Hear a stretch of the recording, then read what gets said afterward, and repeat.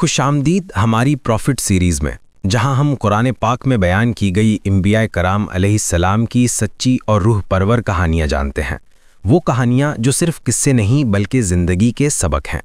آج کی ویڈیو میں ہم ایک نہایت ہی خوفناک، ایمان افروز اور عبرتناک واقعہ بیان کریں گے۔ ایک ایسی قوم کا واقعہ جس پر اللہ تعالیٰ نے اپنا غضب نازل فرمایا اور انہیں انسان سے بندر بنا دیا۔ وہ کون لوگ تھے؟ ان کا گناہ کیا تھا؟ انہیں کتنے دن کی مہلت ملی؟ وہ بندر بننے کے بعد زندہ بھی رہے یا فوراً مر گئے؟ اور کیا آج کے بندر انہی کی نسل سے ہیں؟ آئیے قرآن و حدیث کی روشنی میں اس سچے اور عبرتناک واقعے کو تفصیل سے سنتے ہیں۔ یہ واقعہ حضرت داؤد علیہ السلام کے زمانے میں پیش آیا۔ یہ لوگ سمندر کے کنارے ایک مقام ایلہ میں رہتے تھے۔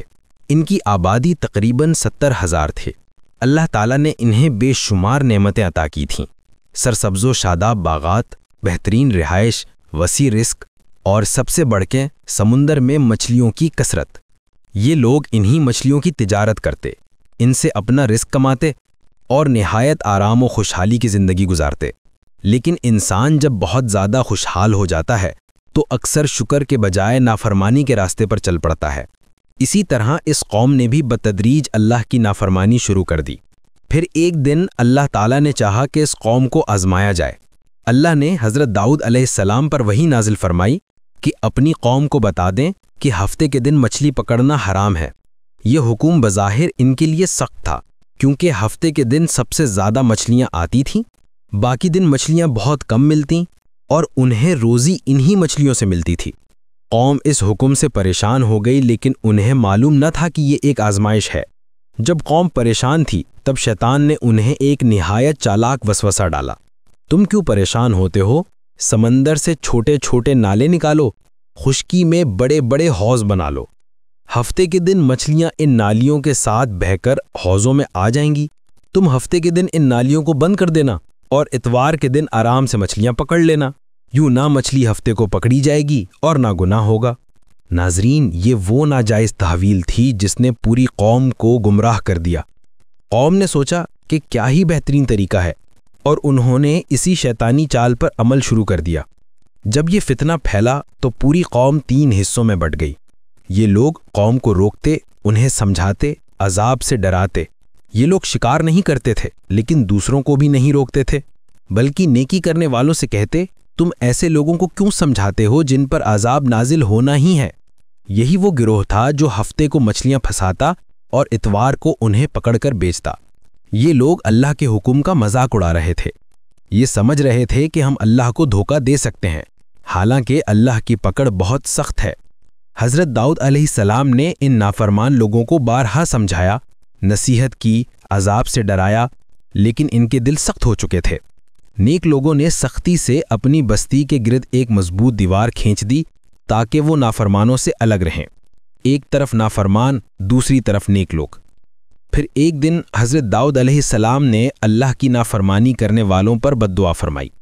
ایک صبح لوگوں نے دیکھا کہ نافرمانوں کے گھروں سے کوئی باہر نہیں نکل رہا۔ نیک لوگوں نے دیوار پر چڑھ کر اندر جھانکا، اور جو انہوں نے دیکھا وہ انتہائی خوفناک منظر تھا۔ سارے نافرمان بدصورت بندر بن چکے تھے۔ قرآن مجید میں اللہ تعالیٰ فرماتا ہے، ہم نے ان نافرمانوں سے کہا ذلیل و خوار بندر بن جاؤ۔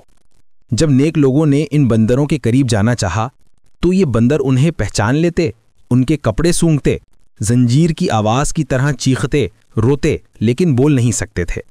یہ انسان تھے، مگر انہیں اس طرح ذلیل بندر بنا دیا گیا کہ ان کی شکلیں بھیانک ہو چکی تھیں۔ روایات کے مطابق 12,000 افراد اس عذاب کا شکار ہوئے۔ یہ سب وہی لوگ تھے جو حرام کو چال سے حلال کرنے کی کوشش کر رہے تھے۔ یہ بدقسمت لوگ بندر بننے کے بعد نہ کھا پاتے تھے، نہ پی پاتے تھے، نہ بول پاتے تھے، نہ چل پاتے تھے، اور صرف 3 دن زندہ رہے۔ 3 دن بعد سب کے سب ہلاک ہو گئے۔ ان کی نسل آگے نہیں بڑھی اور اللہ نے ان کی شکل و صورت کو دنیا سے مٹا دیا۔ جنہوں نے نافرمانی سے روکا تھا، اللہ نے انہیں سلامت رکھا، اور جنہوں نے خود گناہ نہیں کیا تھا لیکن دوسروں کو نہیں روکا، انہیں بھی اللہ نے عذاب سے بچا لیا۔ لیکن علماء کے مطابق وہ اللہ کے نزدیک اعلیٰ درجہ پر فائز نہ ہوئے، کیونکہ انہوں نے حق بیان نہیں کیا۔ یہ سبق ہے، کہ برائی کو دیکھ کر خاموش رہنا بھی انسان کو خطرے میں ڈال دیتا ہے۔ حضرت عبداللہ بن مسعود رضی اللہ عنہ سے پوچھا گیا، کیا آج کے بندر اسی قوم کی نسل سے ہیں؟ انہوں نے جواب دیا کہ نہیں، اور فرمایا کہ جس قوم پر اللہ عذاب کرتا ہے وہ نسل آگے نہیں بڑھاتی، اللہ انہیں صفحہ ہستی سے مٹا دیتا ہے۔ لہٰذا آج کے بندر ان نافرمانوں کی نسل نہیں ہے، وہ بدلے ہوئے انسان صرف 3 دن زندہ رہے، اللہ نے ان کی اولاد کو آگے بڑھنے نہیں دیا۔ یہ واقعہ ہمیں بہت بڑے سبق دیتا ہے۔ اللہ کے حکم کو چال سے بدلنا بھی گناہ ہے، حرام عمل کو تدبیر یا چال کے ذریعے حلال کرنا عذاب کو دعوت دیتا ہے۔ نافرمانی سے اللہ کی نعمتیں چھن جاتی ہیں۔ قوم ایلا خوشحال تھی لیکن نافرمانی نے سب کچھ چھین لیا۔ حق پر ڈٹے رہنے والے ہمیشہ کامیاب ہوتے ہیں، نیک لوگوں کو اللہ نے بچا لیا۔ برائی پر خاموشی بھی خطرہ کی گھنٹی ہے، خاموش رہنے والے بھی محفوظ تو رہے لیکن اللہ کے نزدیک وہ اعلیٰ درجہ پر نہ تھے۔ اللہ کی پکڑ بہت سخت ہے، اللہ کی زمین وسیع ہے مگر اللہ کی پکڑ سے کوئی نہیں بچ سکتا۔ اللہ تعالیٰ قرآن میں فرماتا ہے، اللہ کی نافرمانی کرنے والوں کا انجام برا ہوتا ہے، ان کے دل سخت ہو جاتے ہیں اور وہ نصیحت قبول نہیں کرتے۔ واقعہ بندر دراصل انسانوں کے لیے ایک عبرت ہے کہ اللہ کے حکم سے کھیلنے والوں کا انجام بہت برا ہوتا ہے۔ ناظرین محترم، ایک پوری قوم نے اللہ کے حکم کی نافرمانی کی اور اللہ نے انہیں اس طرح رسوا کیا کہ قیامت تک کے لیے مثال بنا دیا۔ اللہ تعالی ہمیں بھی توفیق عطا فرمائے کہ ہم اس کی نافرمانی سے بچیں، حرام کو چال سے حلال نہ کریں، نیکی کا حکم دیں، برائی سے روکیں اور اللہ کے سامنے جھک کر رہیں۔ اے اللہ، ہمیں اپنے احکام پر چلنے کی توفیق عطا فرما، اپنے غضب اور عذاب سے محفوظ فرما، ہمیں نیک عمل کرنے کی توفیق عطا فرما اور ہمیں ایسی قوموں کے انجام سے عبرت لینے والا بنا دے۔ آمین یا رب العالمین۔ اگر آپ کو یہ ویڈیو پسند آئی ہو تو پروفٹ سیریز کو سبسکرائب کریں، ویڈیو کو لائک کریں اور دوسروں تک قرآن کے ان حسین پیغامات کو پہنچائیں۔